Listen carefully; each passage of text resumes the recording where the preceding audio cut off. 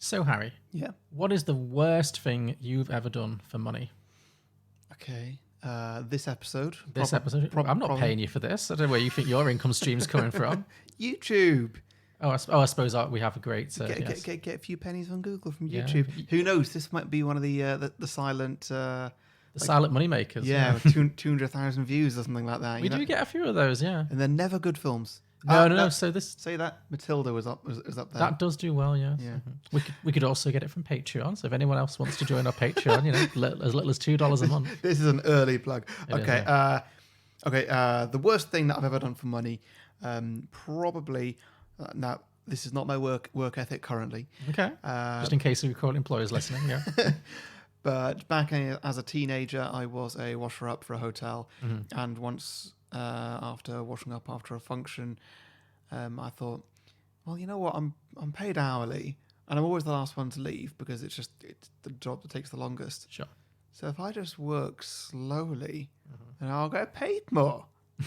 Oh, so you can choose when to leave. There's not like set hours. It's not you choose when to leave. You leave when you've washed up. When your work is done. Okay. But like normally, I'd finish the washing up at I don't remember, like midnight or something. Sure. By which point everybody else would have left. So yeah, I just worked until like 2:30 or something. It's like, right, I got an extra 2.5 hours there. Great. Would it not have been easier to just leave at midnight but sign yourself out at 2:30? I mean, probably, yeah. Either way, my boss refused to pay the extra. Well, he was like, Harry, it doesn't take that long to wash the dishes. I'm not paying this. It does sound like a flawed business model, let's be honest. Well, it was a nice try. Yeah, I guess, yeah. Everybody's got to try something when they're 17. Indeed, and that was you. Some films are fine just the way they are. Other films sometimes take it way too far. But really, how bad could it get? Let's go beyond the box set.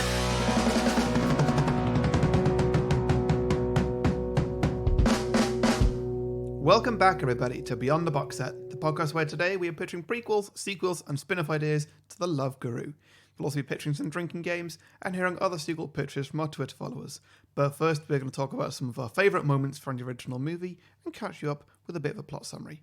I'm Harry, the host with the most hair. It's a little pointed, but sure. I mean, I guess if the two of us, if one of us was to have like a Love Guru style makeover, it's me. I could see that for you, yeah. And joining me as always, the host with the most flexibility is John Lucas. I mean, I can stick my... Well, I'll leave it there. Yeah. Cool. So, this was the worst film I've ever seen. Ever seen in your entire life? Right? Ever seen in my entire life. Well, congratulations, because you picked it. I didn't foist this shit on us.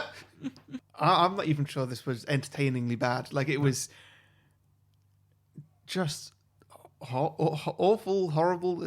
Well, again, what did you expect? It's the Love Guru. Oh, no, it's famously one of the worst films ever made. I mean, this is what I expected, to be honest. But Sure. I wasn't ready for it. You weren't ready for just how bad this was going to be. Yeah. Sure. Yeah, it was. I feel like with some of the previous bad films that I've brought on, like Lesbian Vampire Killers, I'd already seen. Sausage Party, I was ready for it until the end. Yeah. And then what was the other one last year? Oh yeah, Absolutely Anything. Yeah. That was a shame. That was, yeah. Yeah, this one was just... I think part of my problem was I watched it with two people. And it was like, just because they said, well, it's the next film, so let's put it on. Yeah. And it's like, oh God, now I've brought this film. I basically said, hey, you two, let's watch this film that I recommend. Yeah. Oh. And like... Did it go over well? I mean, not that they think that, but like, you kind of put that pressure on yourself. Sure, yeah. Louise went to bed halfway in. Wise girl. Yeah. My God, this film is long. It's 80 minutes long, Harry. I know. It just feels long. Yeah, it feels really long. Yeah. Every now and then we'd pause it and we're like, oh my God, we're only half an hour in. There's still an hour left. Yes. How?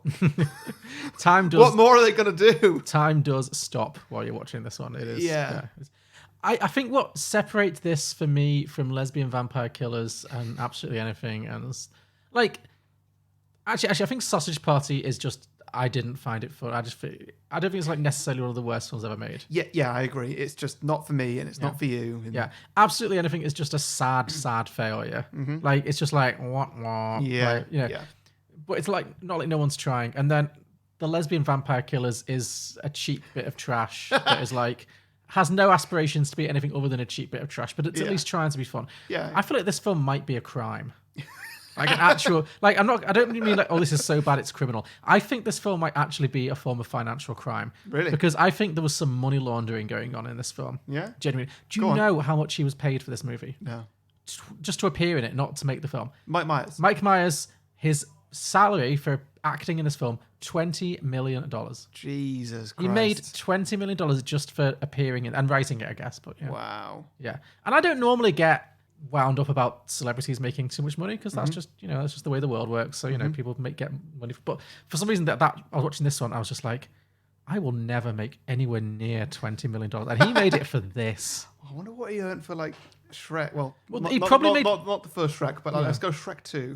I would imagine he made more for this though, because the Shrek films and the Austin Powers films made him the star that could command a ridiculous salary for a film like this. So this is probably one of the highest paychecks he ever took. Well, yeah, he took 3.5 million for Shrek 2. Still for Shrek a 2. lot, still not an yeah. inconsiderable amount, but Jesus Christ. But also, so he took 20 million. The budget of this film was, I think, 32 million in total. So like 2/3 of the budget is just paying him to turn up.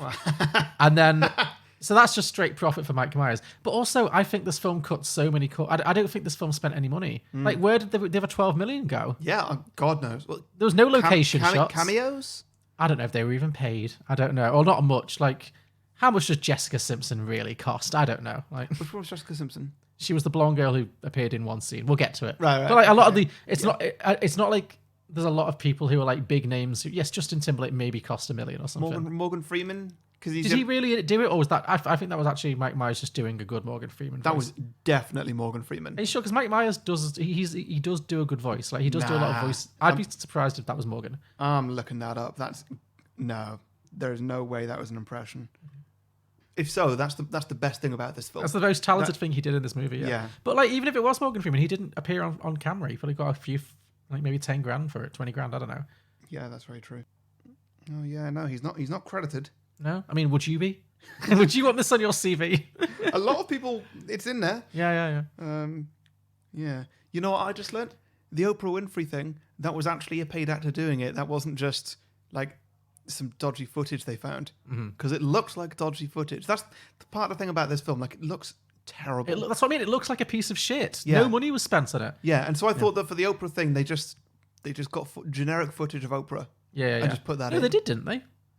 There's an actor credited on IMDb as playing Oprah. Maybe the voice of Oprah. I'm sure they used Oprah footage. Maybe I don't know, but like this. Let's get a picture of her. You're not mixing it up with Celine Dion, are you? No. Because Celine Dion certainly was not in this movie, thank God. Oh, okay. Yeah, that gives me more respect for Oprah. Because I was like, when Oprah appeared in this movie, I was really like, oh, Oprah, why? Yeah. So, for, listeners, I just showed John a picture of this actress, Michelle Marshall, and she is definitely an Oprah Winfrey impersonator or something. Okay, like, fine. she looks exactly like that. her, That does make some more sense, definitely, because I was like, why Oprah? Why? Yeah. I mean, why would you allow many this? people have, many people did debase themselves in this movie, but Oprah, I was like, Oprah, you're better than this. Well, I never thought for a second that she came in to film for this. Oh, none of those. That's the thing. The cameos in this movie, not one of them. I mean, obviously Justin Timberlake has an actual role, so he was probably on set. That's not a cameo. Yeah. But the actual the cameos, none of them were in any way on set at the same time as Mike Myers, because it's every single one of them. Like the scene when he walks through. I think we can skip a plot summary this week. I don't think we need it. But the scene when he walks through the VIP lounge and he runs into. Like it really, it's Jessica Simpson, and I was like, wow, this one really dates this movie. Like Jessica Simpson, like that's clearly never going to be a reference. That's like you just said, who is Jessica Simpson exactly? Like, a very brief window of time when Jessica Simpson was a big star, But she's like, and it's Val Kilmer as well. And then it's Mariska Hargitay, and we'll get to her. Yep. Again, big star, Mariska Hargitay, Sure, huge. But it's always like, it'd be like, Mike Myers would be like, oh, I'm not going to do the voice, Jessica Simpson. And then it would cut to like someone in a Mike Myers wig standing across from Jessica Simpson, and she'd react, and then he'd do the funny bit, and then he'd cut her back, and then he'd see someone with a Jessica Simpson wig. Yeah. No, at no point. Same with Val Kilmer. Same with Mariska Hargitay. Same with, Oprah's not even in the same set. No. Same with I'm sure there's Celine Dion. I mean, Celine Dion, obviously. No, God. yeah, there was none of that. There was there. no one even pretended she was there. But Yeah. you know, these people. What was your reaction to that scene? Oh, I mean, when they were like, and next on stage, Celine Dion. my heart truly sank. I was like, Celine, no, don't do it. No, why, Celine? Why? Honestly, I was so relieved. Probably the happiest I was this time when I realized it was not Celine Dion. I was like, oh, thank God she didn't. Cooler heads prevailed, and Celine Dion did not debase herself with this movie. Mm-hmm. Yeah. What do you think about Ben Kingsley? I mean, you know what Ben Kingsley? This is the worst bit of it because, like, when the film opens, it's Mike Myers doing his bit as the love guru, and like, this feels wrong. Like, is he just pretending to be Indian? And this is very and they do establish that he was born in America. Yeah, so it's like, so it's technically not cultural appropriation, right? I'm sure. Okay, I'm sure conversations were had. Yeah, me too. Yeah, like I'm sure Mike Myers was all in on the brown face, and Definitely. someone was like, "Look, if you make one compromise, please don't. We can't let you do brown face." Yeah. And thank God. Yeah. I mean, it's still super offensive, but it's just a smidge less than it would be. Yeah. But Ben Kingsley just takes it to another level. Well, I And, mean, like, it's weird because like he's a somewhat respected actor. He does some shit as well. He is Sir Ben Kingsley. He's a knight of the realm. He's in 1990. He won his Oscar for Best Actor for playing Mahatma Gandhi. Yeah. Which Like- is also technically it's a bit of cultural appropriation now. Well, he's half Indian. His father is from India. Oh, so, I didn't know that. Damn it. Yeah, now no, now I'm the bad guy. You are the bad guy for doubting Ben Kingsley's. Yeah, but the point I'm making is like His the name's Ben Kingsley. Yes, I know. It's not the most obviously. No. Sorry, he's not called Guru Ramahama Jamapad or something. Is that what you wanted? I don't know. But like, Guru, what was it in this? Guru Tugimaputi or something? Oh, it's so bad. Well, there were so many of them. It's hard to keep track. But yeah. I think that Mike Myers one was actually fairly normal. He was Guru Pritka or something, wasn't he? Or, Yeah, Pitka. Pitka, yeah. But there were loads all of the like, other ones were just like, yeah, Guru like tug on my cock or whatever. yeah, they were all very clever wordplay. Yeah. But the Ben Kingsley thing, man, that was depressing. Because he won an Oscar for playing Mahatma Gandhi. Yeah. And 10 years later, he's doing this. He's literally cross-eyed, drinking his own pee, speaking in this ridiculous, like it was sad. It was like, why? Yeah. On what level did you think this was a career move that you needed to make? Yeah. When did Sir this Ben came out, Kingsley. by the way? 2008, I think. Yeah, like yeah. late, because I was in my head before I watched it. I was like, oh, that came out around the year 2000, maybe. Yeah, No, like 2008. Yeah. I was like, this is more recent than I'm comfortable with. Yeah. Batman Begins, Iron Man. Yeah, this. Yeah. Also, just before we move on from the celebrity cameos, I looked up the cast list as well at the end, and it did make me laugh because it was like, who wanted to be credited on this and who didn't. So it was like Ben Kingsley, he's in the crack cast list. Jessica Simpson, she's there. Mariska Hargitay, she's there. Val Kilmer, uncredited. So he has no different of a role to Jessica Simpson. They're the same scene. He clearly at some point he was just like, take my name off this piece of shit. Maybe Morgan Freeman was the same. Possibly, yeah. But, Yeah. I mean, Val Kilmer, he couldn't escape the IMDb list. He's on it, but it says uncredited. So. Right, yeah. Cool. Mariska Hargitay, Your Holiness. Mariska Hargitay, Val Kilmer. Oh! Why do you hurt me? I know I. Yeah, this. It was rough. Yeah, I don't really know where to go with this. It's just I was so surprised by it at so many points. really, in what sense we Just like, they just found a new way to offend me. Or just like, I didn't see them making this level of joke. Sure, yeah. Like, I didn't think they were above anything, but I was like, I didn't think of that kind of joke that is just awful that they could do. And they did it. They do all of them. Where are you at with like Mike Myers? Are you a fan? You're not a fan? Like, I really enjoy Shrek. yeah. I've been meaning to watch Austin Powers. You've never seen it? I think I might have seen one of them once. Okay. I'm not sure, but yeah, I've been meaning to. I've heard good things. And I've been meaning to watch them, and I watched Wayne's World and didn't enjoy it. Sure, yeah. Now I am not going to watch Austin Powers ever No. because I know that it's like it's better, but it's this kind of humor. Well, this is the to an thing. extent. The first Austin Powers film is very funny. Yeah. The first Shrek film is very funny. Yeah. They both have 2 sequels. Well, I think Shrek has about 5 sequels. I don't know. I lost track. Shrek is pretty much all he's done since this. Yeah, well, that's it. This is the thing. This film, he hasn't been on camera apart from in some very small, Like cameo in Bohemian Rhapsody. He's in that little cameo in Bohemian Rhapsody. I think he is making a new film next year with P.T. Anderson, so he's clawing his way back in. Yeah. But this like not many films truly kill a career. This film like took him away from the camera for like a good decade. Yeah, he just did voice work. Out of shame, I don't know. Yeah. But yeah, the first Austin Powers is pretty funny. The sequels get progressively worse, and so too the Shrek ones I've seen are the same. The first one's pretty clever and funny. They get worse. In my opinion, I really like Shrek 2. Okay. I think that's the better one. That's the best. I guess it does have Puss in Boots. Yeah, it's got some really good stuff going on in that film. And then I've seen the third one. It was, ugh. Yeah. It's just they just get And it's got progressive. Justin Timberlake in it. That's Well, the connection. Maybe that is the connection. Maybe just yeah, because then Gold member Austin Powers 3 has Beyonce. So maybe just like as soon as they get the big pop stars in, that's like it's a sign that things aren't going particularly well. Yeah. Gold member's not good. It's terrible. Okay. But Sounds it. yeah. This just really felt. What really struck me is it was all the same jokes as Austin Powers, like literally the same jokes, not just like this is his sense of humor. Like it was literally all the same jokes just from a different character. It felt so lazy and like contemptuous of its audience. It was like this film wasn't trying to be entertaining or interesting at all. It was just like they like this shit before. I'm just going to reheat it and serve them up again. You know, like Vern Troyer is. It's the exact same Mini-Me jokes, literally. Yeah. The scene when Guru Pitka first meets Mini-Me, and he's like, "Whoa," and he's like, "You're a midget," and it's literally all the same lines. Like, it's just Mini-Me. Like, poor Vern Troyer. Yeah. Poor Vern Troyer. Yeah. Right. I hate to see people used like that for jokes. I felt bad for Hate more or it. less everyone in this movie who was not Mike Myers. Same, yeah. I was like, Mike Myers, I feel like you deserve this, but everybody else. Well, it's his own thing. He wrote it, he directed exactly, it. He made it. That's why I'm like, I don't feel sorry for you for this, and I'm glad that your career's taken a hit afterwards. But everybody else, I feel so sorry for everyone in it. Did you notice how often people did the I've got a drinking game for this. Sure. People did the face of why the fuck did I take this gig? Oh yeah. Did you see how many of those actually made it to the final cut? It was great. Yeah. Oh god, I know. I was really entertained by it. The gritted teeth, The only person who laughed at Mike Myers' jokes in this film was Mike Myers. Yeah. He provided his own laugh track for the entire movie. Yeah. It was mad. Yeah. What do you think of that poor elephant? Oh my god.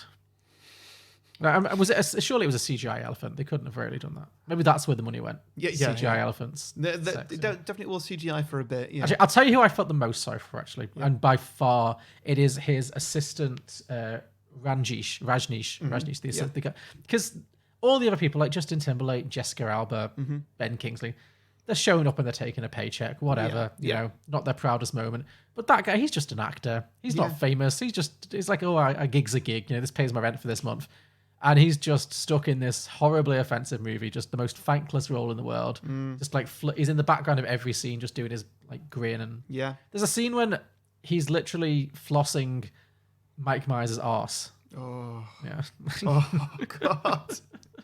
The level of humor in this film is... Yeah. Oh, it's terrible. I don't understand why Mike Myers is so obsessed with penises. Yeah. It's beyond like the old joke. Oh, maybe he's a closet gay. No. That's offensive to my people. It's not. I don't think it's anything to do with that. I just think he's like severely mentally ill. I think he has problems. I just think that's what he thinks is funny. Yeah, but and like so much though. It's funny for young teenage boys. You know, oh, it's a penis, and that's it. Yeah, but even the young teenage boys didn't show up for this one. So no, I guess not. No. Do you think you would have found this funnier 10 years ago? Or 15 years ago? You're not that young now. You like to think you wouldn't, don't you? Yeah, well, yeah, that's what I'm going for. Yeah, but I'm trying to think honestly. Yeah. No. This wasn't my sort of film even then. No, good for you. Good for you. Yeah. Yeah, I remember once in high school for maybe the last day of term or something, some people got to bring some films in. Is this one of them? No, and somebody brought in, I think it was like Big Mama's House or something like that. Oh yeah, okay, so not too dissimilar. Yeah, which I've not seen other than the lesson that we spent watching that. So the teacher was like, "Sure, you can watch Big Mama's House." Yeah, I guess. And I was like, I hate this. I hate everything about this. This is why I don't like movies. Oh, you thought you didn't like it? Almost destroyed your love of movies. Yeah. Like, wow.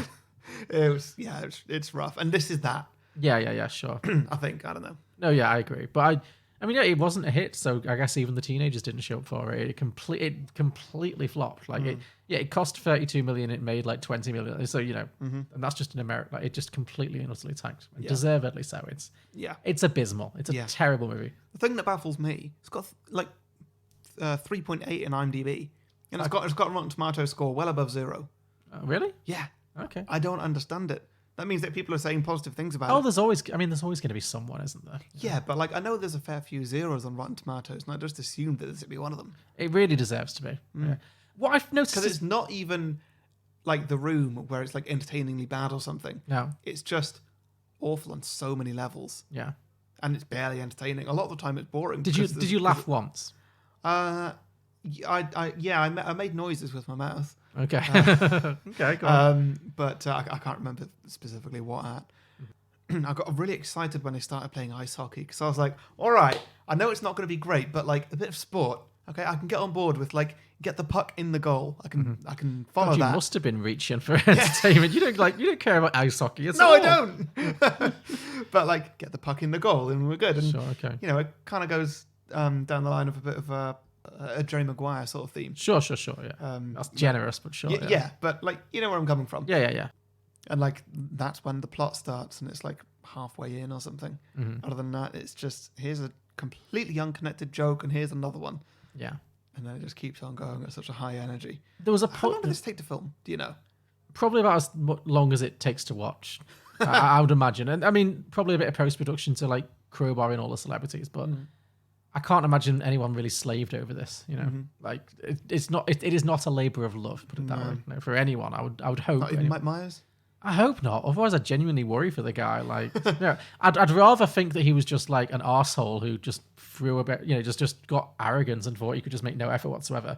If I thought someone genuinely thought this was like, this is my masterpiece, this is the one I'm going to be remembered for, and my heart and soul is in it, and this is what came out, I'd be sad for him. I'd really be sad for him. Like, because it is such a complete failure on every level. Like, you're right, it's not even like a work of accidental genius. Like, No. like what I really noticed is that it's not just that it's not funny and that the jokes don't work and that it's offensive. It's also like shoddily made. Yeah.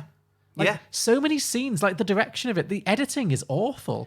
I noticed it straight away because, well, I mean, we'll talk again about the music in this, but it starts off with 9 to 5 by Dolly Parton, or the Love Guru's rendition of, obviously with new lyrics and stuff. And it's, He didn't even change that. That's the thing. The music one was he didn't even do like funny air quotes like new lyrics. He just sang them. He just sang them straight. right. Okay. So because that's the thing that I that's the thing that I was getting a bit sort of confused by, because it starts off and he's like, pour myself a cup of ambition and whatever, and then it cuts to a new scene, and then the audio just basically cuts out. Yeah. And it's not like a joke or something. It's like just bad editing. Really badly mixed. Yeah.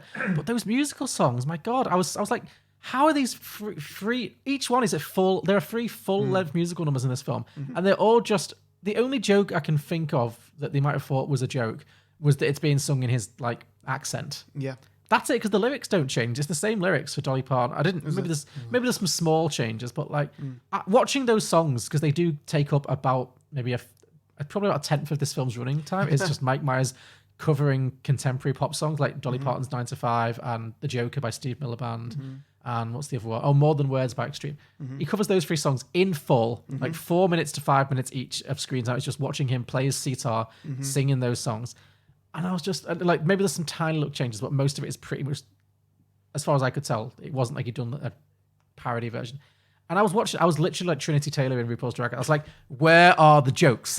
Where are the jokes? Yeah. Like, there are no jokes here. We're just watching him singing these songs. Like, where are the jokes? Baffled. I don't know. But also, I noticed that every scene just would end really awkwardly.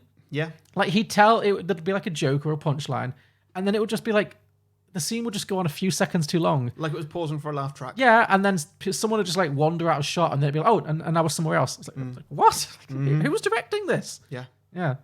It's a real piece of crap on literally every level. Like, it's just a piece of crap. Oh, it's great. Listeners, if you've not seen it, I highly recommend watching it. Do you? No. So it's like, maybe if you're drunk. What do you think? I don't think drunk, I think high. Okay. Because I did put it to the listeners, and most people were like, yeah, that was a terrible film. And I'll get to our sequel listener submissions at the end. But there were more than one person replied saying, oh, I watched this when I was really baked and actually I laughed my ass off. So maybe that's where you need to be. Yeah. Sure. It's that dude where's my car, sweet spot. Yeah.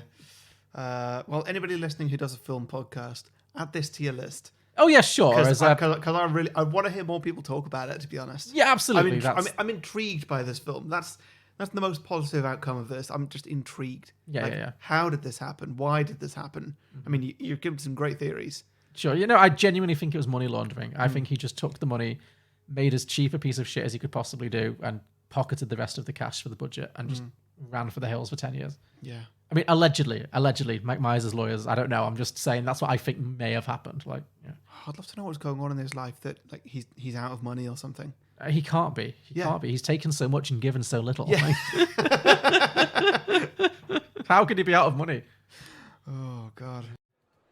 So, you are the owner of the ice hockey team, the Toronto Maple Leafs. Actually, it's leaves. Who said that? Oh! How did you get there? This little guy scared the crap out of me. Think I'm gonna have to do a panty check. I might have some monkey mustard back there. No, I'm good. Who is this prick? Well, how do you do? Shrimp? What'd you call me, Jagamo? I'm sorry, I didn't catch your name. You are a midget. I find that term condescending. Condescending? That's a big word for you. The man's an ass. Again, I don't think we really need to go through the plot because there isn't one. So, in very brief, he's the Guru Pitka. Yeah. And he is a love guru. Well, he's a Eastern mystic Indian, but not because he's actually... He was born American. He was born American. Raised in India. Yeah, because we get a flashback scene very early on. Oh my God. Oh, it's horrible. Genuinely. It's made me so uncomfortable. Genuinely one of the most upsetting things I've ever seen in my life. Oh, God. It's like I don't know how I've not seen this before in like a YouTube video or something. Yeah. It baffles me. This was it's the so worst. horrifying. Yeah. Nightmare inducing. Yeah. Yeah, we get a flashback scene to where Mike Myers, we find out that his parents were missionaries in India and they died. I hated it as soon as they said that his parents were missionaries. It's like, it's happening, isn't it? It's going to happen. Yeah, my grandparents were doggy stylists. Oh, no, they did it. All the jokes were such long walks. Yeah, they were. It wasn't like boom, boom. It was like, we're really going to crowbar this in. Like, the joke took so much setup and it wasn't worth it. The thing that I really didn't like, the 258th thing that I really didn't like was that whenever they just had a bit of dead time and they weren't in the middle of some sort of a joke, they'd be like, is there a bogey up my nose? Oh my, yes. Yeah. Just like something just random, completely unconnected and often disgusting to just be like, is something funny about my body? Yes. I'll fart. I truly don't understand. Yeah, because that really seemed like it came out of nowhere, but it happened on multiple occasions. Yeah. So we find out that he was his parents died. He's orphaned in India. I guess he has no other relatives to take him home. Mm-hmm. He ends up being raised by this guru played by Sir Ben Kingsley. Mm-hmm. Although I think he should have his knighthood and his Oscar retracted.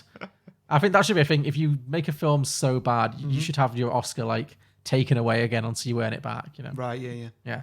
But yeah, he's studying with this guru Tugamapuda or whatever his name is, and that is, I'm not being offensive. That is literally it. It's like Tugamapuda. Sorry, Ben Kingsley. Sir Ben Kingsley. Yes. Let me just. Oh no, you nailed that. What? Yeah, you nailed that. What did I nail? Tugamapuda. Yeah. No, I did have it written down at some point.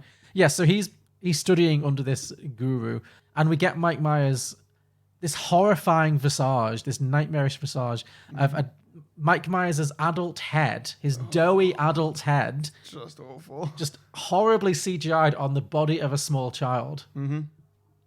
Yeah. Why? I don't know. Maybe because they thought it would be funny. It was nightmarish. I cannot stress enough how unpleasant of a sight that was. Yeah. So I just thought I'd have a little look and see what awards it's gone for. On IMDb, The Love Guru. It's got to be all Razzies, surely. On IMDb, well, let's see. There's actually some positive movies. Positive awards. There's the National Movie Awards UK. What? I've never heard of that awards body. Sure. No, me neither. But you've got Best Comedy and Best Performance by a Male. Wow. Everything else is shit. So there's the Golden Schmoes, worst movie of the year, whoever that is. Oklahoma Film Critics Circle Awards, obviously worst film. Sure. Obviously, not even a debate. It's just obviously the worst. I mean, Yeah. can't deny it. Yeah. And then, of course, there's Village Voice Film Poll, worst film, whatever. And then, oh my goodness, the Razzies. The rest, So many Razzies. I would imagine it won everything it was going for. It won Worst Picture, Worst Actor, and Worst Screenplay. Cool. It was nominated for Worst Actor of the Decade. Bear in mind, this is late in the decade, so Sure, I don't know how that award works. Also nominated for Worst Actress, Jessica Alba, Supporting Actor, Ben Kingsley, Supporting Actor, Vern Troyer, and Director. Cool. Yeah. I mean, all completely Great. deserved. I'm surprised it didn't. I don't know what else was out that year, but I'm surprised it didn't win all of them. Like, I felt really sorry for Jessica Alba. I mean, I did and I didn't. Yeah. Like, yes, but I think she's complicit. Yeah. I don't know. Like, she took the money, you know. I guess. Well, lots of people took the money. So lots of people took the money. I don't know. Yeah. There's so many scenes of her having to act like. I think she should have an Oscar just for every scene where she had to pretend she was delighted by everything he did. Like the scene with at the end when the elephants have sex. Yeah. She looks so happy Yeah. to see that. I'm like, why? Well, she probably doesn't know what she's happy about. No, yeah, like, she's when- been when- told to when she's react. acting it, Yeah. Like, The cast list baffled me because, like, well, there's all the cameos that we've spoken about, but like Kanye West. oh my god, yeah. Like, what was that? There's a little cameo at the end where it's Kanye West and Mike Myers in the crowd, like actual Mike Myers, Yeah. and they're there just cheering for like half a second. Yeah. Like, did you get Kanye for that? Yeah. What is this? What happened? Well, I think. Was this like footage from a previous sport, like a real sporting match or Well, something? this is 2008. This is when Kanye was like a new star, not like the person he is today. You Right, know? okay. So I don't think he was like that unavailable. But no, that's the thing. This movie thinks that things are funny just if they exist. It's just like, oh yeah, that'd be funny if it was Mike Myers was playing himself and then Kanye West was there. Hilarity ensues. You know. We've got John Oliver as a Yeah. fairly regular role, actually. Well, that's actually a role. Yeah, well, all the comedians, I'm like, fine. They're not that rich. They just need a paycheck. Stephen Colbert. Yeah. Well, it was before he had his chat show. You know. This Oh, was it? I'd imagine so. I'd hope so. I I don't was know. trying to work out if his name was a pun or not. His name was J. Kell. Oh, was he? No, I didn't get that one. Because John Oliver was Dick Pants, which Yes. is maybe the laziest of all the jokes in the whole thing. Yeah. But yeah, J. Kell, just like it sounds like it's supposed to be something, but I can't really. I don't get that one. No. yeah. But yeah, my God, just so many people in this. It's great. Yes, absolutely. Well, like, at the time, you're like being the new Mike Myers movie. You were like, yes. Oh, yeah, Austin sure. Powers was huge. I'll be iconic. You know. Yeah. Little did they know. Yeah.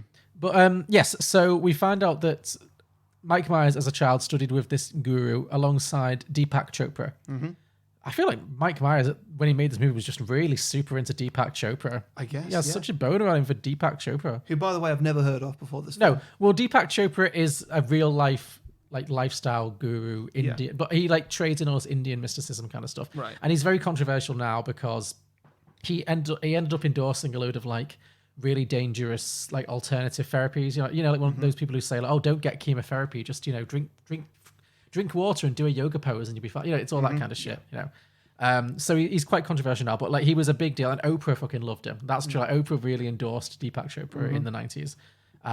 Yeah, so it's that basically. Because at first I thought the film was taking the piss out of Deepak Chopra, and I was like, well, I guess this would be like the peak of his celebrity, him being like a thing and like that. yeah.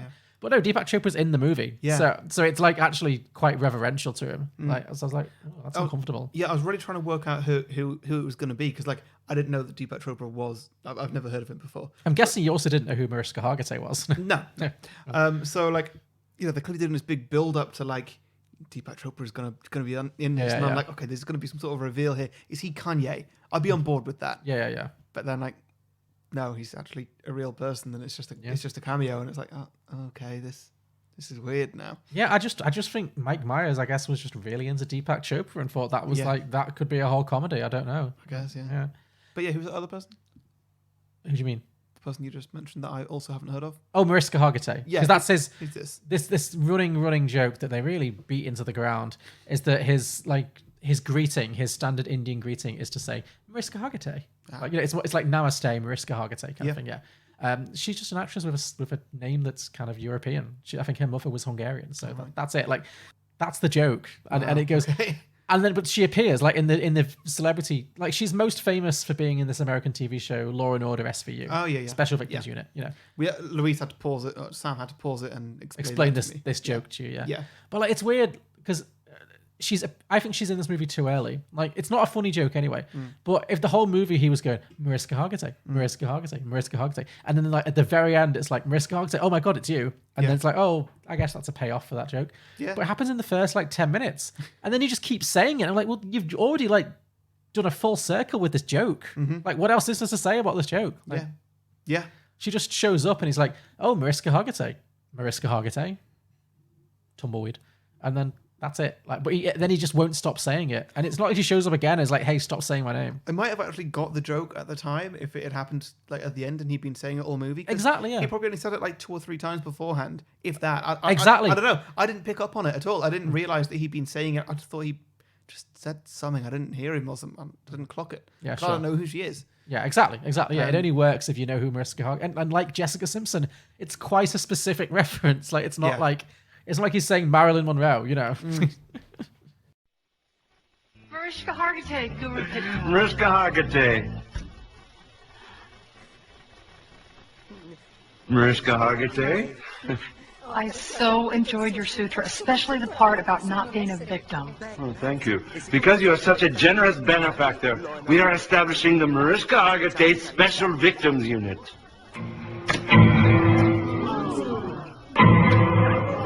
The whole 9 yards. Thank you, Your Holiness. Yeah, so he's studying with Deepak Chopra under this guru, and he really wants to be. He wants to be like the next big guru, and Deepak Chopra goes on and becomes a big star and becomes like this new age celebrity, and he's very bitter that he's like always second to Deepak Chopra. And also in the flashback, when Ben Kingsley asks him, well, why do you want to be a guru? And he's like, so girls will like me. And as punishment for that, Ben Kingsley puts him in a chastity belt, which he then wears for the next 30 to 50. I don't know. Yeah, I mean, time is meaningless here because also he was like the guru who was like with the Beatles and stuff. Yes, I noticed that. But then also this is clearly in like 2008. Yeah, and it's the same photo. Yeah. And it's the Beatles when they were young and together and alive. And it's like, how old is this bitch? Yeah. Yeah. So. Yeah. Like, no, there's no point trying to put any logic to it. No. Yeah. Absolutely not. But and I'm only going to whiz through the plot. We're not going to go scene by scene because God knows how we do that. But yes, so he grows up. He's a guru now, but he's always second to Deepak Chopra. And then he gets hired by a Canadian hockey team to help them to reunite their star player. I don't know the positions in hockey. Yeah. A very bland person called Roanoke. Yep. Darren Roanoke, to reunite him with his wife, who has recently left him for a French Canadian with an enormous penis, played by Justin Timberlake, called Jacques Lecoq, because of course he is. And initially, because it took me a while to work out that this was mainly set in Canada and not America, because I'm quite bad at distinguishing those accents. Well, Mike Myers is famously Canadian. Oh, is he? Right? Yeah. Cool. Yeah, I wasn't sure. And Justin Timberlake's accent was so bad that I really wasn't sure. Like, is he trying to do Mexican? Because like he's got the moustache as well. Yes, like, yeah. Is he trying to do like a Pedro Pascal kind of thing here? Yeah. What's going on? Like it just feels like South something, but this is off. Yeah. And no, it's French Canadian. He was being French Canadian. I mean, he was being a very broad French Canadian. Yeah. Okay. Yeah. Yeah. Either way, Not not his best role. not his finest hour, no. But it was kind of like at a certain point, I was like, is Justin Timberlake the villain of this movie? Because he's kind of not. Like, he's set up as maybe to be the villain, but he's only in like 3 scenes. He's the villain. I guess, but he doesn't really do anything. No, he doesn't. He's just there and he sings a few Celine Dion songs and his rooster attacks Mike Myers. That's literally it. So, yeah. And he's always dancing. Always dancing. Yes. So, but also, basically he gets hired to reunite this Canadian hockey player with his wife, and because since his wife left him for Justin Timberlake with a big dick, it's kind of thrown him off his game, and he's no longer able to like play the way he used to. So the team are hoping that if he can be reunited, he'll get back to his old standard. And then Mike Myers, Guru Pitka, and his agent Dick Pants, played by John Oliver, they're hoping that if we do this, if we get a celebrity back with his wife, then we'll definitely get to go on Oprah. And I was just like, what the fuck does Oprah care about Canadian League hockey? That's pretty small fry for Oprah Winfrey. Like, you let an obscure Canadian hockey player be slightly better at his game? come and be on my show, be the new Deepak Chopra, sure. Like, Yeah. but he does, and Jessica Alba is the owner. I guess she's the owner of the team, the manager. Yeah, I think so, yeah. Because she's inherited it from her rich father, or whatever. Yeah. And then Vern Troyer is the coach, and so he goes to them, and Jessica Alba becomes the love interest because she's a huge fan of all his books, and she has. Actually, I do feel a little bit sorry for her. She has to pretend to be attracted to this. Exactly, yeah. character, That was my thing. And like she was written to have like some sort of agency as well. I mean, not much, but No, sure, not much. But like, it just doesn't fit in a film like this. She has to react to all the funny jokes, all the unfunny jokes, which are all the jokes, because she doesn't really have any jokes of her own, but she's constantly having to like find him delightful and find what's happening delightful, even though he's being monstrously offensive at all times. Yeah, no, she's the one I feel most sorry for. Definitely. Yeah, and the more I think about it, I guess, sure, yeah, it's she got a bum deal there, for sure, yeah. And we've talked about Vern Troyer. Obviously, he does get very much. He's just being mini-me again. He gets all the same jokes thrown at him. What did you think of his teeny tiny little to scale office? I quite like that actually. Yeah. Well, apparently Vern Troyer took the furniture home and kept it. Right. Yeah. For real. So fair enough. Yeah. Very nice. Yeah. You probably would. It was very like being John Malkovich. With I was thinking that too. Like, how do people get in and out of this? Like, No. I think that was probably the joke that I laughed at the most. The most. Okay, fine. It's a low bar, but it got one for you. Yeah. A low bar, is it? Is it? Hey, you said that. Not me. Well, for me, the Vern Troyer scene that didn't make me laugh the most, but made my jaw drop the most, was towards the end when they're playing the final hockey match and Roanoke, the sports guy, is having a freak out and he won't come out of the bathroom or the changing room, and then it's like, we need to buy some time. Vern, buy some time. Yeah. And he goes, I swore I'd never do this, and then he fakes a heart attack. I think it seems quite specific that it's a probably never, but sure. And he fakes this heart attack, and then he gets the defibrillator. Yeah. And he gets defibrillated, and then onto the ice. Poorly made puppet of Vern Troyer is like shot across the ice and hits him. I was like, yeah. This is like 90% of all the film where Vern Troyer did basically is this. I think that was the worst joke at his expense. Sure, yeah. Because that one, he's just reduced to being the same as a hockey puck. Basically, yes. That's all he's worth in that scene. Yeah. And like, he even goes in the goal, and then like somebody sets the celebrations off and everything, and it's like, what? What's the joke here? Yeah, he's literally just doing mini-me again. It's bizarre. Like, why would they think that was funny again? I don't know. Anyway, actually, there was one bit with Vern Troyer. It did not make me laugh, but actually, even worse than the hockey puck bit, and it's quite early on, is when Vern Troyer and Jessica Alba go to one of Guru Pitka's like seminars when he's doing all of his hilarious acronyms and his. Oh my god, they went on for so long. That scene went on forever. Yeah. What was that? That's what I mean. Every joke was just like none of them are funny in the first place, and they all just get beaten into the ground. Yeah. So many acronyms. Yeah. But then there's a scene where, out of nowhere, like Vern Troyer and Jessica Alba are sitting cross-legged on cushions, because it's that kind of thing. It's like an ashram. And I wrote it down because just the line and what happened. It did make me laugh, but not because I found it funny. It made me laugh in that kind of weirdly hysterical way of like, I can't believe I'm watching this. Like, he says, and I quote, "If I sit like this any longer, I'm going to pop my dick bag." What does that mean? And then he just falls over. I think he means if he sits too tightly, his balls will pop. Dick bag? Yeah, sure. But he just says it, and then he just kind of awkwardly falls over and rolls off the cushion. I was like, what the fuck is this? Yeah.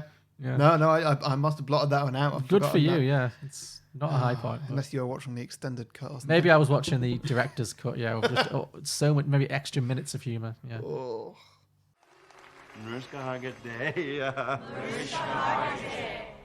I am His Holiness the Guru Pitka. Welcome to my ashram, the Ecumenical Intuitive Enlightenment Initiative Organization, or EIEIO. Guru Pitka had a farm. EIEIO. And on that farm, he did no harm. EIEIO. Okay. If I sit like this any longer, I'm gonna pop my dink bag. Shh. Listen up. I am a guru. Let's look at the word guru, okay? My goal is to get you to say, G, you are you. TM. Awful. You got anything else to say? Do you think this is the worst film that you've ever seen as well? It's definitely up there. Yeah. I mean, I really didn't like Lesbian Vampire Killers, but no, this is worse. This is worse because it's like I said, it's got it's not even attempting to entertain anyone. It's just got contempt for anyone who might even consider watching it. Yeah. I guess the only thing we haven't talked about is the end with the elephants. We briefly touched on it. Okay. So he does bring. Lost. We can't just get over it. So at the end of the film, it's like the big hockey match.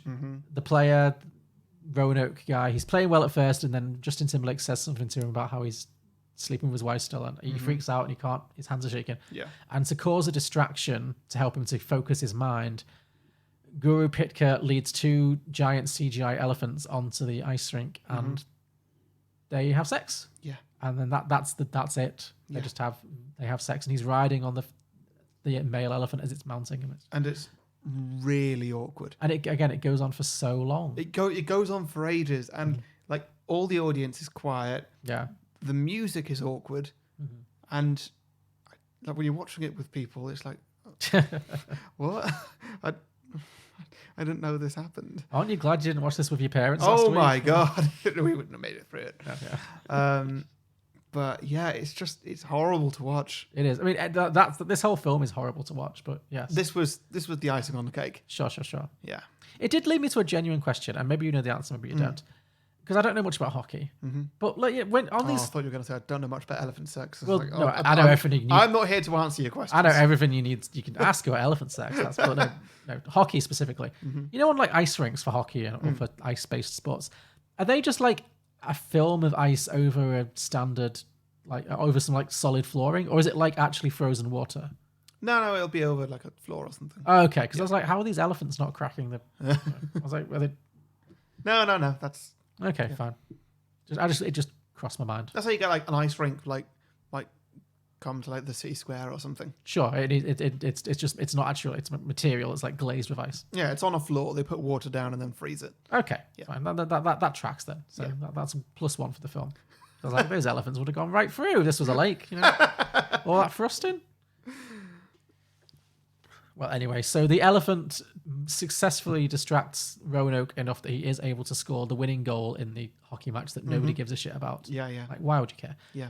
And and then the film ends. I guess Mike Myers marries Jessica Alba. I guess. Question mark. Yeah. They end up in India. Ben Kingsley takes his chastity belt off, which he's been wearing for like 30 years, whatever.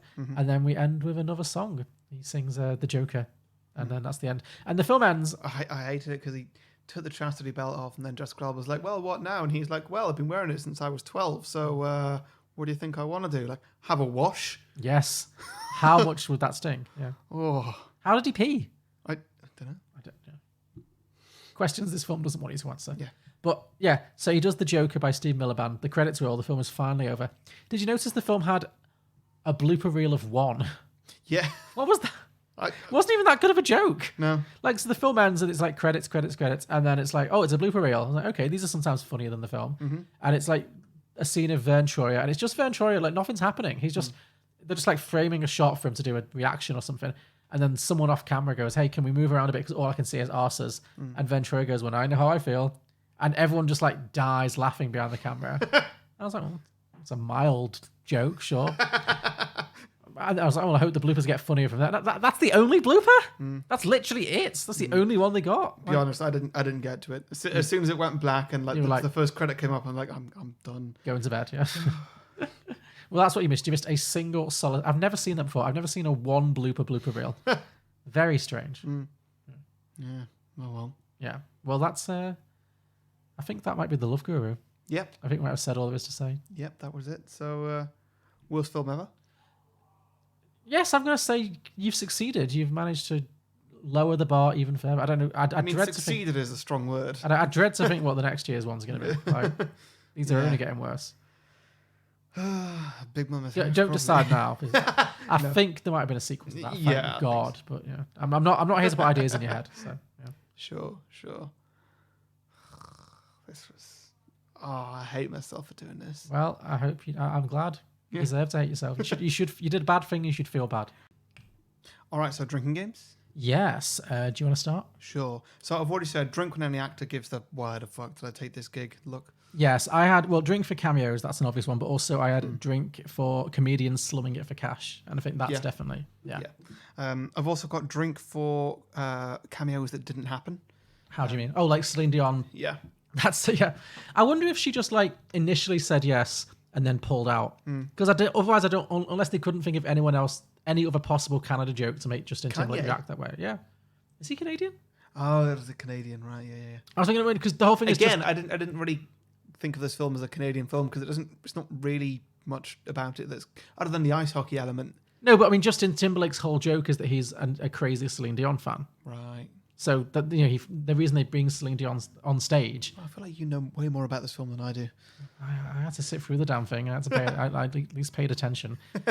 Yeah, because they bring Celine Dion out to distract Justin Timberlake when they're in that nightclub, and then it's like, her song starts playing, and he's like, "Oh my god, it is Celine Dion!" And then he runs up, and it's like a long shot of a woman in a wig who looks vaguely like Celine Dion, and then it's all shot from behind while Celine Dion's "I Drove All Night" plays. And it's like, Celine did not agree to appear in this movie. No. Drink if you laugh at anything, even if it's not how the film intended. Yeah, I did laugh a few times in the first half hour, not at jokes that I found to be funny, but like I just entered a stage of hysteria, just like, this is literally the worst thing I've ever seen. Yeah. Like I was like, that in itself I was laughing induced about that laughter. too. Yeah, same. You think that was deliberate? Think that was its thing? It's a very generous reading, but maybe, I don't know. I had drink every time a scene goes on for way too long. Like, most of the comic question, like I said, the scene when he's going through all of his acronyms goes on forever. The exposition at the beginning goes on forever. So long before anything happens. Yeah. See, the thing about the acronyms as well is he's not even telling the jokes right. No. Because he's given the punchline first. He's saying, here's a word, here's a funny word, and here's like these 5 boring words that it stands for. Yeah. Like, do it the other way around. Give 5 boring words and and it stands for dick or something. Like, then at least you've arranged the joke in the right order. That's it. This film failed like on the fundamentals of joke construction. Yeah. It's not just like the jokes are bad. The jokes were not constructed in the correct format of a joke. It's like, how is anyone making an effort in this film? I don't know. Drink for fourth wall breaks. Oh yes, Got a couple of those. One point in the car, he's flicking through radio stations. Bohemian Rhapsody comes on. Oh yes, it's like a callback to Wayne's World. Yeah. I was like, oh, that's something. Yeah, all right. It's in the vicinity of a joke. Sure. I get it. Yeah. Yeah, Mike Myers, he does like to look straight into the camera and explain his own jokes. Yeah. Explain his own jokes, which if a joke needs to be explained, it wasn't funny. No. I'd drink every time the words Deepak Chopra are mentioned. Sure. That'll get you nice and sozzled. Yeah. Drink for a fart, burp, bogey, poo joke, like just Drink anything. for anything. Yeah. That sort of thing. Any toilet humor. That's a lot of the movie. Yeah. You're right. They really come out of nowhere. They're just like out of nowhere. He'll just be like, "Oh, any bogeys in my nose?" And it's like, okay, and then it will go on for a solid 2 minutes. Yeah. And like, well, when that scene particularly started, I was like, "Oh, please don't go there and show us anything. Just don't." I was almost looking away. Yeah. I was like, if I'm going to look away, then I may as well just not watch it. And that was also an option. Yeah.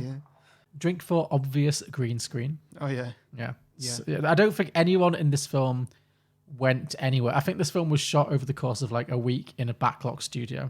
I really do. Like, there's a lot of locations, but none of them are actually on location. Like that scene when they go to Niagara Falls for no reason. Yeah. And they're just very obviously on a green screen. Yeah. Like, why? What did that scene added nothing. It's around that point I think I was like, how much longer is left of this movie? And like, I was like, oh my God, we're only 45 minutes in. Yeah. It's so slow. Yeah, because it ran out of like, it had no jokes in the first place, but the jokes, the things it was trying to make jokes, he'd done all of them in the first 15 to 20 minutes. Yeah. So after that, the novelty really wore off, and it was just like, oh my God, this is still going. Yeah. Drink for a bad accent.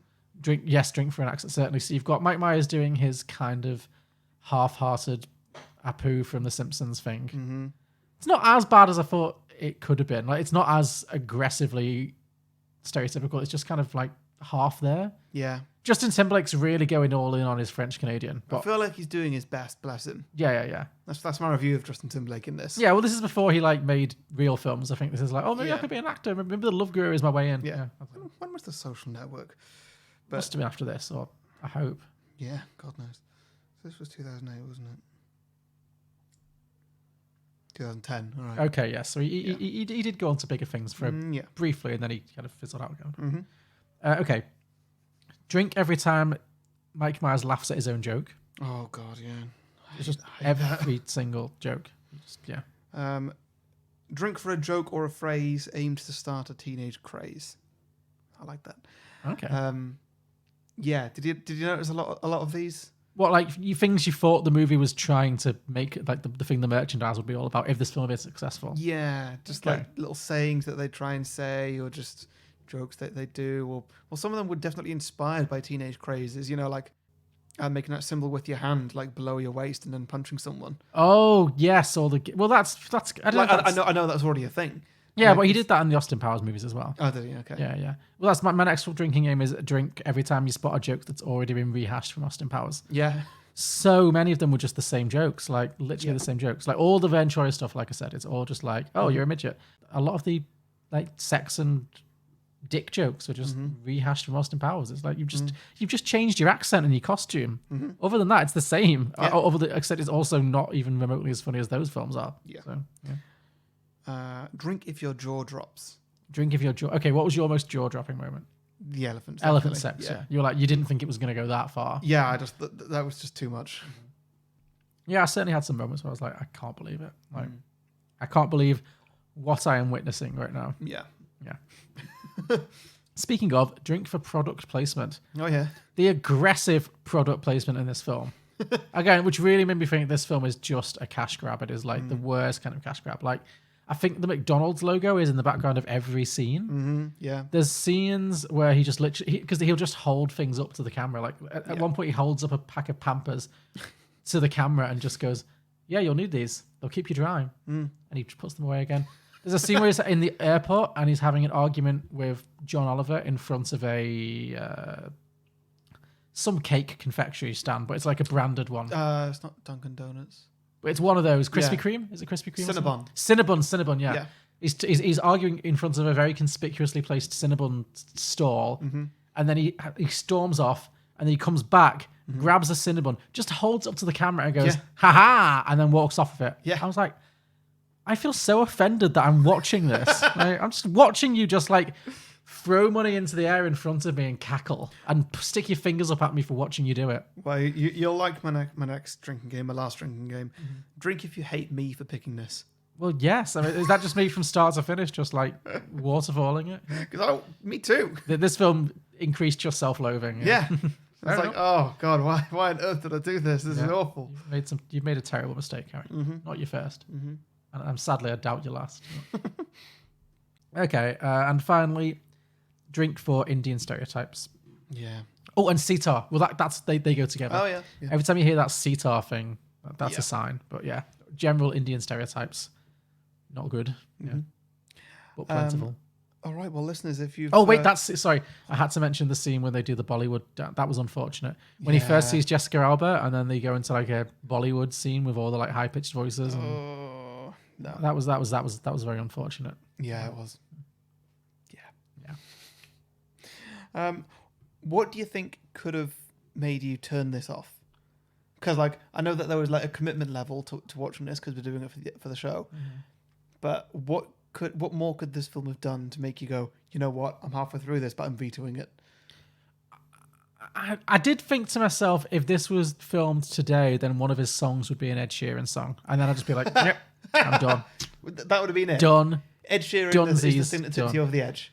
I think so. I don't know. Maybe, I think I was maybe one more 4-minute song away from tapping out, like, because that really annoyed me. Like, it's one thing to watch jokes not land, but to watch someone just like running down the clock in front of you by singing a song without any jokes, without any changes to the original, just accept that it's in a stupid accent. I was just like, do it once, you can be like, oh, maybe that you thought that'd be funny, but 3 times for a full length of a song, I think I was one away from being like, no, done. I think for me, it's if the elephant sex scene was earlier. Sure. because I was so close to turning it off at that point. Really? But it's practically the end of the movie anyway. So you were, I'll So I just was like, yeah, I'll just stick around for the next 2 minutes. You did save the best for last in that sense, yeah. Yeah. If that was earlier on in the movie, I'd like- have turned it off. And I'd been like, I'm sorry, John, but no. I hope you've not already watched this because I'm not watching it anymore. Oh, wow, okay. Interesting. God, that would have pissed you off if you had watched it. I would have been mad if I'd finished it. Yeah, I mean, we already had a little bit of a tiff that night, so that would have really tipped me over the edge. Yeah. So thank God. Yeah. It's a shame because my next movie is just all elephant sex. I've actually my next movie, spoiler alert for the end of the podcast, my next film is just a 90-minute elephant porn movie. So just be ready. Yeah. Yeah, the Dumbo sequel none of us wanted. Indeed, yeah. Okay, so listeners, if you have somehow enjoyed this episode, maybe you've enjoyed the episode, but I would hope it's more enjoyable than the film we talked about. I'd feel bad about myself if this was less enjoyable than the film. yeah. So, you know. But if you have, and you feel like you want to say thank you somehow, then you can go to patreon.com/beyondtheboxset, where you can support me and John for as much or as little as you think we're worth. We don't do a tiered system, we do pay as you feel, so no matter what you want to pay, you get everything. And everything includes a film review show, where we review recent releases of films. Yes. Just got In the Heights out recently. Yes. And we are going to go see, as soon as we can, we're going to go and see Old. Oh, yeah. The new M. Night Shyamalan movie, which looks ridiculous.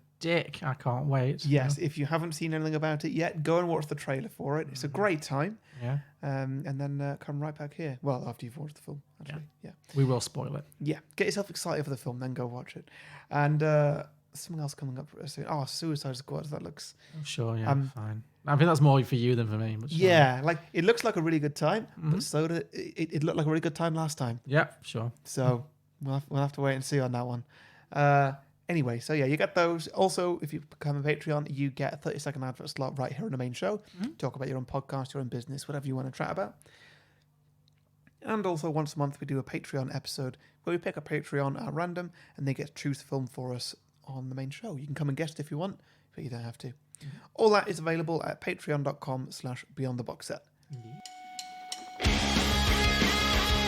Let's see, Alex. What do you think of Jaws, which is at 97% Rotten Tomatoes? I find it to be anti-shark propaganda.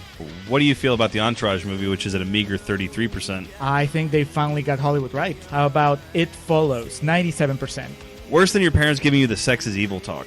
How do you feel about Juno, which is at 94%? That would be a movie that celebrates a teenage homewrecker. How about Bewitched at 25%? Best television adaptation ever put to film. How do you feel about American Hustle at a towering 93%? Overwrought awards bait. Righteous Kill, 19%. The movie that Michael Mann wishes he had made when he created Heat. Sounds about right. I'm Julio. I'm Alex, and we are the Contrarians. As you can tell, our thing is that we rage against the Rotten Tomatoes machine. Regardless of what we really feel. Find us on Apple Podcasts, SoundCloud, Stitcher, TuneIn. Facebook, Twitter, we're everywhere.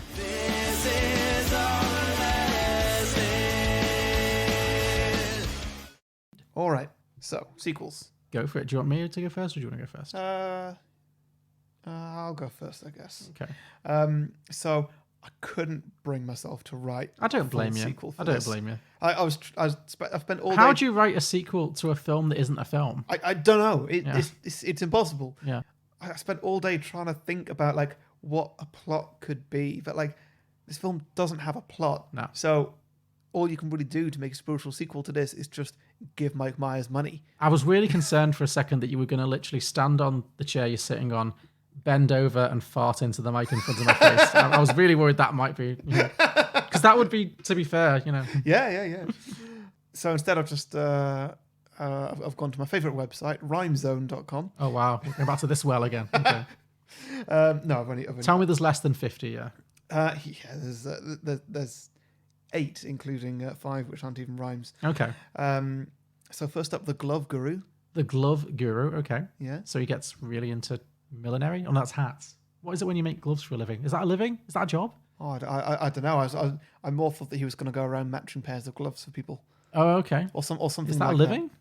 Maybe, or maybe he gets pulled into the O.J. Simpson trial, like different. Or maybe he bits becomes here. like a fashion designer. Maybe gloves are his like signature piece, but he becomes he becomes the guru of fashion rather than the guru of, I don't know, new age living. Yeah, I can see that being a thing, like him in a like really unfunny spin on The Devil Wears Prada. Yeah. The Dove Guru. The Dove Guru. So for this one, he's a dove. He's a bird, a dove. Yeah. Yes, but also a guru. So he's got the same hairstyle.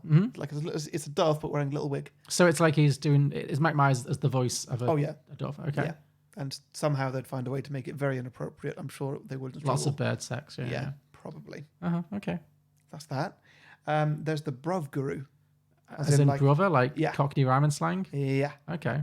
We know he can do a British accent. I mean, he can do all. To be fair, say what you like about Mike Myers, and I will. But he can do an accent. He can do an accent. Yeah. Yeah. So I could see him as a Cockney wide boy. Yeah. Because he did Austin Powers as like the old '60s, spy kind of posh London. But I would have, I'd be interested to see.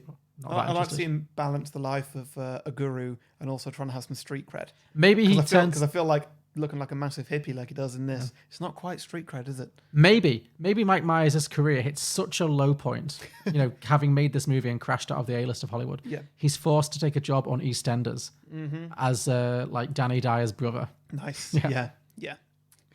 That's something I'd find entertaining. And then I thought I would go with the sad guru. The sad guru. So instead of like going around and spreading love or whatever, he's spreading sadness. Oh, okay. He's just spreading misery. Well, this film did spread misery. Yeah. So he's Mike Myers. He's Mike Myers. Yeah. Okay. Right, Sure. Okay, yeah. The joy guru. The joy guru. He's anything other than Mike Myers. Anyone else? Sure. I don't know. I guess that he's a comedian. These don't even rhyme anymore. These are just words. Oh, now. these are emotions, like instead of love. Oh, I see. Oh, okay. Oh, so maybe the Joy Guru. Maybe it's like a sequel to. I've done this before. Like a sequel to Inside Out, where the kid maybe gets into like new age spirituality, and a new emotion comes in, and it's Mike Myers as the love guru, and all the other emotions are like, we need to get this bitch out right now. This guy cannot stay. Yeah. Well. You kind of guessed my inspiration because the following three are fear, anger, and disgust. Oh, so I just thought, like, what did the Inside Out do? They got those 5 emotions. Let's plug that in this. So the anger guru is him helping people to manage their emotions. Yeah, maybe he's like, well, that is actually a thing. So that's not really a fun film. But like, there is a form of therapy where you just go into a room and scream really loud. Yeah. I don't know. Maybe it's something preferable to watching this movie. Yeah. Frankly. Sensory deprivation. Yes. Disgust guru. Yeah, I mean, I think that is the film. Maybe the disgust guru is a guru who, like, as a form of, what's that word called? It's like a confrontation therapy or whatever it's called, where like you're confronted by your worst fears. Maybe it's making people like you sit through the love guru elephant sex scene on a constant loop. Oh no! Until they deal with their whatever deep-seated emotional problems they've got. Right, so he's a torturer then. Yeah, but also a disgust guru because he's confronting you with things that disgust you. Okay. Yeah. Does he get recruited by like the CIA or something? I don't know. It's your sequel. Just trying to give you a bit of meat for the bones, I'm just doing a little bit of improv here, asking you a question. You're supposed to say yes and. Yes and. Well, yeah, yes and yes. That's it. Sure. Great. Any more emotions? I've got anger as well, but we kind of just covered that. We did anger, yeah. Anger is the emotion. The anger guru counsels people as they walk out of the cinema having watched this movie. Okay, fear? Fear is... the fear guru counsels Mike Myers when he reads the reviews for this movie. Yeah. What else is there? We may be done. Yeah. Okay. So mostly it was just an Inside Out thing. Yes. And a few other things that vaguely rhymed. Yes. Cool. I feel like I put more effort in than a lot of people did to this film. Yeah, well, it's a low bar. Again, it's another low bar, but sure. Well, I feel I've earned my 20 million anyway, so. Fine, sure. Well, yeah, invoice me. Whatever. Yeah. Okay, cool. Well, thank you for those. It's about time this podcast paid out. Yeah. So, similar to you, I had a hard time sequelizing this piece of shit. Mm-hmm. I have 2 middling ideas, and they're both kind of half written. Maybe you can help me drive them home. Maybe we can combine them. I don't know. I'll just tell you what they are, and we'll see. Yeah. So the first one is called The Love Guru Must Die. Okay. And this is just based on something I wrote down in a rage after watching the movie. But I thought, actually, on a serious note, it would be this actual movie, The Love Guru, would be a lot more entertaining if the Love Guru wasn't the main character. Mm-hmm. Because I feel like he'd be a better villain. Right. Yeah. Because he's a phony. Like, yeah. In the movie, he is like, it's pretty clear that he's like a fake because all his books have got stupid titles and it's all, and he's branding everything. Everything's like TM and stuff. So, but the movie never really questions like whether he's a good person or not, and like it doesn't really go in that direction. It's kind of like, yeah, he's a phony, whatever. Which is why I was confused. I was like, is this like a criticism of Deepak Chopra? Oh no, Deepak Chopra's in the movie. I like, what is this film trying to say? I don't know. No. But I thought this film, the actual film, The Love Guru, would be much more entertaining if it was like from the perspective of his assistant, Rajneesh, poor Rajneesh. Yeah. So maybe Rajneesh is like, his devoted assistant has helped him for years and years and years to get to this level he's at. After the events of the original film, Guru Pitka is the most in-demand lifestyle guru. You know, he's saved this Canadian hockey team, whatever. Now all the A-listers want him again. He goes on Oprah, he becomes a star, whatever. And Rajneesh continues as his assistant, I guess, and helps him out and stuff. But maybe, and this is kind of a parallel to what actually happened in Deepak Chopra's career, is that as he becomes more famous and more popular and more in demand, he like sells out any ideals that he might have had, and he actually becomes a very corrupted by power and popularity, and he starts peddling all these kind of crazy conspiracy theories and dangerous like anti-vax, anti-medication kind of, you know, new age nonsense stuff, like alternative therapy kind of stuff. Maybe he very obviously is just doing it for the money, because much like making this film, it's just for the money. And maybe Rajneesh initially genuinely believed in him, poor soul. I like really thought that he had a philosophy that he was trying to make the world a better place, and now he realizes, oh no, he's a monster. He's actually he's just a corrupt, and he needs to be stopped. He needs to be stopped, and he tries to talk some sense into him as his like long-time assistant and friend. Yeah. But there's no getting through to him. He's too corrupted by the power, and all he cares about is money, and he's like he's got no morals whatsoever. And so Rajneesh realizes, he comes to the inescapable conclusion that the love guru must die. Right. Okay. And then it can be like him trying to arrange for Guru Pitka to kind of have an accident, you know, like to murder him, but not just like stab him in the neck or something. Yeah, Just make like, it look like make it look like his an accident. crazy antics. Exactly. Yeah. But it could be like the comedy could be that all of his attempts to make him have an accident, he ends up surviving all of them, just from sheer dumb luck. Yeah. So I'm thinking, is it going to be things, you know, like dropping a piano from a great height? yeah, that's what I'm thinking, trying to get him and then Guru Pitka just like does some yoga out of it at the last moment.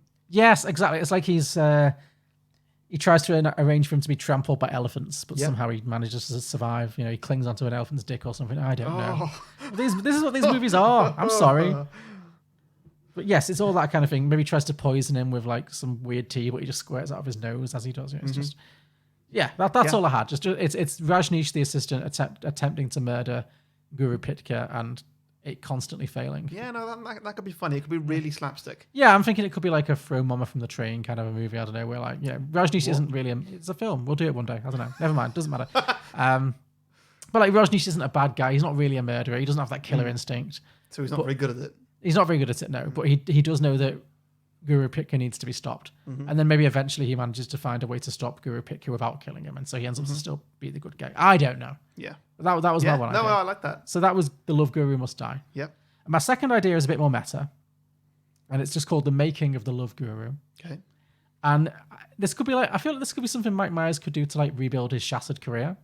Like make a really dark indie movie that's like very self-autobiographical. So it could be about an actor who becomes super famous for making all these like stupid comedies.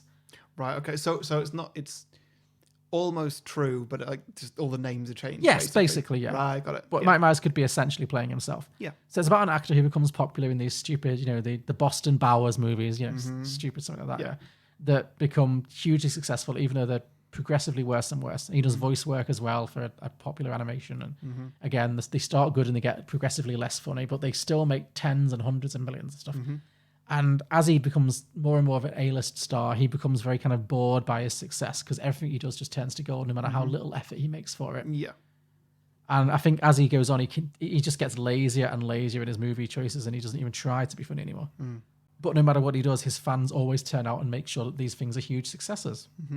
And that makes him start to resent his fan base because he starts to see them as just idiots. Right, And they'll just love everything. They'll watch anything. anything They'll watch anything I fart out, and he's got no respect for them. He just thinks they're awful, and so he keeps pushing it until he actually ends up making the worst film of all time. He makes a film that is essentially The Love Guru. Yeah. I was thinking, do you know that musical? It's a play musical, The Producers. No. Okay, so it's a very famous play.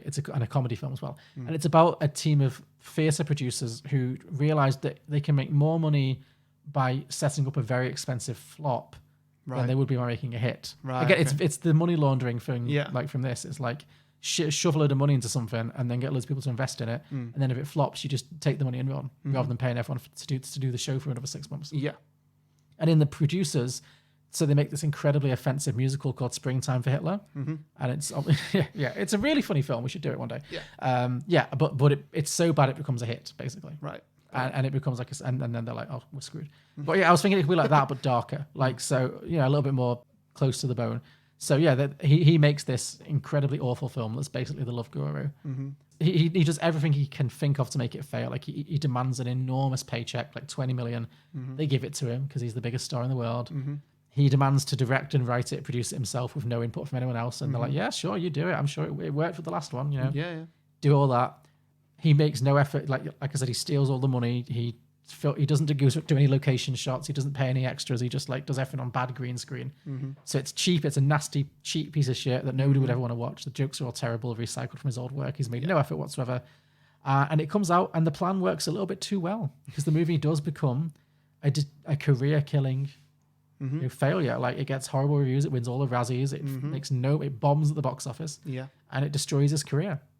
And he gets caught up in this massive backlash where all of his old colleagues and friends, because he's also treated people really badly because he's been this like, because also the thing about Mike Myers is that he was quite notorious for being like really difficult to work with and really like unpleasant to his, there's loads of stories about him like on the set of Wayne's World and Austin Powers just being horrible to people and like not respecting people's time. Yeah. So, and I think that's why his career died because as soon as he had a flop, everyone was like, well, fuck that guy. Because there's no reason to be nice to someone who's been horrible.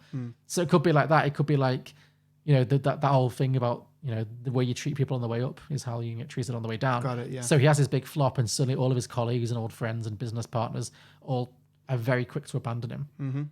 And then it could like maybe cut to 10 years later. It's like present day-ish. Yeah. And you've got present day Mike Myers who's like, I thought you said President Mike Myers. no, oh God, no. Heavens no. Oh. Present day Mike Myers, Yeah. who's like, he's completely washed up. He's not worked in front of the camera. He's still super rich, of course, but he's really bitter. He's not worked in years. He's lonely. He's depressed. And then maybe he just the film could cover him trying to get back on top somehow. Right, yeah. It could have like a documentary style kind of thing. Yeah. I'm thinking of this as like a really gritty kind of, maybe he's making a documentary about himself and like he's narrating to the camera about how he destroyed his career. And it could just be like showing you the darker side of Mike Myers. It could be quite an interesting film. I think it's the only version of the Love Guru I could see myself watching. Like kind of a why he made it and like a psychological exploration into why someone would be so monumentally arrogant as to make a film like that and actually expect people to watch it. Yeah. So, Yeah. So yeah, that is the making of the Love Guru. That's good.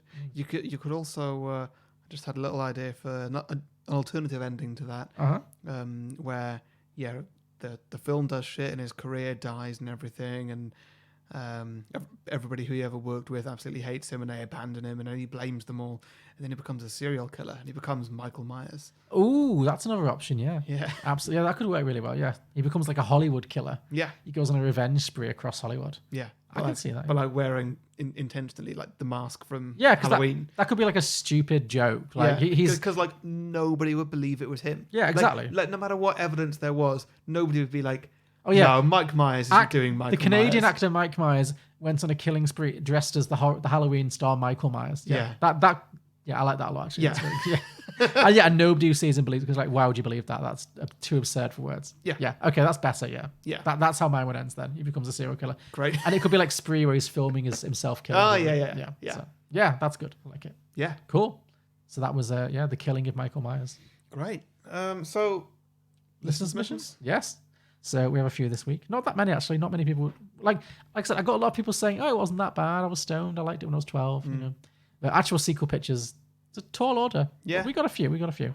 So Ian Hutchings said, "The Love Gru, GRU. It's just add minions, instant success." So Gru is the main character in the minions. Despicable Me, yeah. James Foley said, "The Love Guru. When the demand for his Love Guru actions dries up, Guru Pitka finds an opportunity catering to the pro-Donald Trump crowd at the cost of his soul." So he becomes like a QAnon. QAnon, that whole crazy movement of conspiracy theorists. Yeah. So he could become like a QAnon guru. Got it. I did find myself thinking watching this film, I was like, all the terrible celebrity cameos. I was like, oh my god, is Donald Trump going to show up? I was so like on edge. I was like, I can so imagine Donald Trump shows up in this movie for like a brief cameo. I was like, please no, please spare us. Thankfully it did. No. Anyway, Vanessa Riley said, "The love screw you." 2 hours of Indian people talking about the impact of harmful stereotypes while he sits silently in his chair and listens. Yeah. Mike Myers learns his lesson. Lev Morgan said, "Crossover movie, The Guru Who Shagged Me." Mm-hmm. Yeah. Nicholas Herald said, "I don't know what the plot is, but it needs to be called The Love Turu." Yeah, No, yeah, two of course. RU. Yeah, the number 2. Yeah. And finally, my personal favourite, Alan Bennett said, "The Love Guru's wife's bodyguard." Yeah, those movies will never die. Yeah, that fits. Yeah, That really fits. Yeah. Oh. Or maybe it's the Hitman's Wife's Bodyguard's Love Guru. Yeah. Actually, that works better, yeah. Like the Hitman's Wife's Bodyguard gets a Love Guru. Mm-hmm.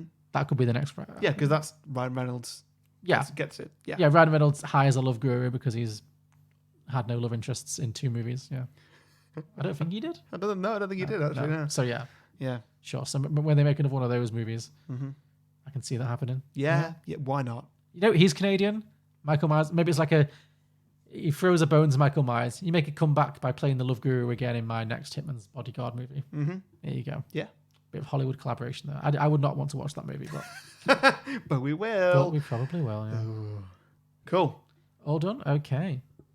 So thank you everybody for those sequel ideas. We ask for your listener submissions every week, a few days before we record, by putting posts out on Facebook and Twitter where you can post your ideas. So make sure you like and follow our pages if you don't want to miss out. Mm-hmm. To listen to more episodes of Beyond the Box Set, you can subscribe and browse our back catalogue on any podcasting platform, including Apple, Spotify, Google Play, and many others, all of which you can also leave us a review if you so wish. It really helps us to stay visible on the apps. You can also support us on Patreon for as much or as little as you think we're worth to access all the bonus features that we discussed earlier in the show. You can find all those links in the description below or at beyondtheboxset.com. Mm-hmm. And next week, Harry. Yeah. It's my pick, isn't it? All right. All right. I get to, Getting comfy there, are you? I get to, pay you back for this piece of shit. Yeah. And you know what? I thought you're going to be the bigger man. In the wise words of Michelle Obama, when they go low, we go high. Okay. So I'm not going to try and pick a film that is worse than The Love Guru. Because it's impossible. Because I don't want to watch a film that's worse than The Love Guru. Yeah, that's the thing, isn't it? Yeah. Instead, I am going to take us on a different road to what we've done, I think, ever before. Because I'm going to go back to a classic Hollywood movie. Right. One of the greatest movies ever made. In fact, often voted one of the greatest movies ever made. If you dare do Citizen Kane. I'm not doing... that one is a scare. I'm not doing Citizen Kane. Don't worry. I know that film is boring. Most people find the film. No, we're not going to do Citizen Kane. Don't worry. No, I think you'll enjoy this one. It is probably the oldest film we've ever done. Mm-hmm. It is the classic 1950 film noir Sunset Boulevard. Ah, okay. Never seen it. No. No idea what it is. No, I think it'll be okay. Yeah. Yeah, I know. I'm pretty confident that it won't bore you. So we'll see. Yeah. 1950, eh? 1950, black and white, Gloria Swanson, Sunset and Boulevard. Not so many black and white films either, have we? I think it might be off. Oh, well, we didn't do The Artist. We kind of jokingly didn't do The Artist. Like, we did a joke episode that was The Artist where we just didn't speak for. Yeah. Minutes. Was that The Artist? Was that one? It was. Yeah. That was it is. Sorry, I got The Artist and The Pianist mixed up. Have we ever done a black? I think we have done like modern films that are filmed in black and white, but we never done like. I don't think we've ever done a classic Hollywood film. No. Yeah. No. Cool. So we'll see how it works out. Yeah. Sounds good. Yeah. So join us next week for Sunset Boulevard. Yeah. Thanks for listening, everybody. See you later. See you later. Bye. Bye.